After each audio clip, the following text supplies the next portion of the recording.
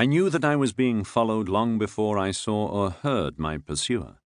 I felt it by some instinct that by now had been sharpened by experience, a shifting of the air, a presence whose movements invisibly shadowed my own. Someone was watching me and had been for several days.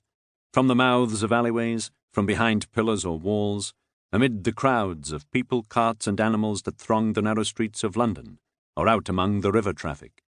At times I even sensed eyes on me in the privacy of my room at Salisbury Court, though that was surely impossible and could only have been the tricks of imagination. It was the 23rd day of July 1584, and I was hurrying to deliver my new book to my printer before he left London for the rest of the summer.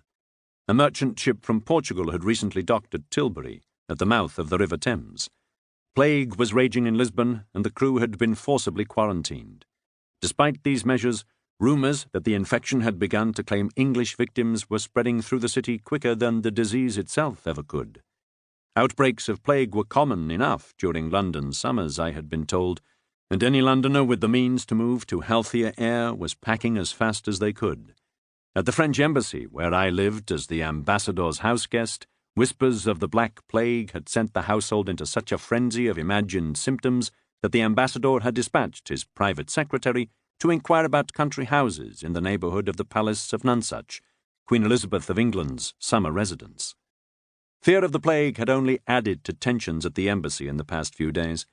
Our peace had been shattered the previous week by the arrival of the news from the Netherlands that William the Silent, Prince of Orange, had been assassinated, shot in the chest on the staircase of his own house in Delft by a man he knew and trusted.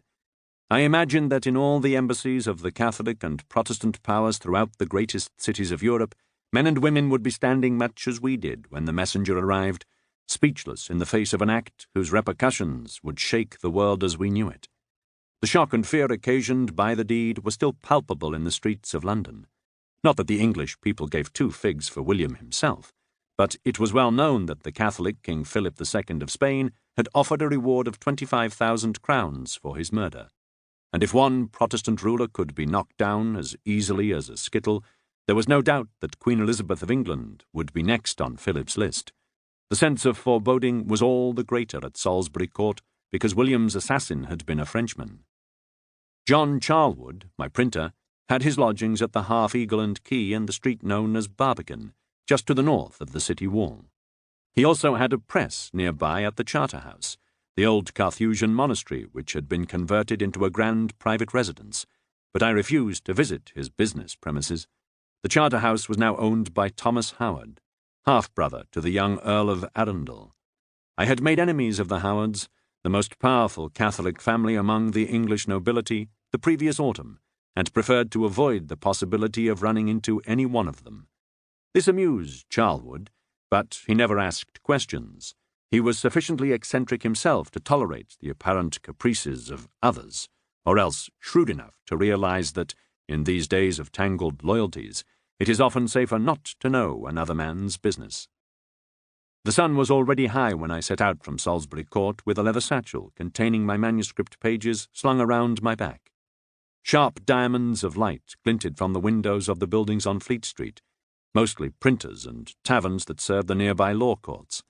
As I walked, my feet scuffed up clouds of dust from the cobbles. Occasionally I had to step aside to avoid a heap of fresh horse-dung, but elsewhere the heat had hardened older piles into dry, straw-scattered crusts. The smell of rotting refuse and the sewage stink of the Thames weighed down in the still air. I pressed the sleeve of my linen shirt over my nose and tried to breathe through my mouth. The sun beat hard on a street that was curiously quiet.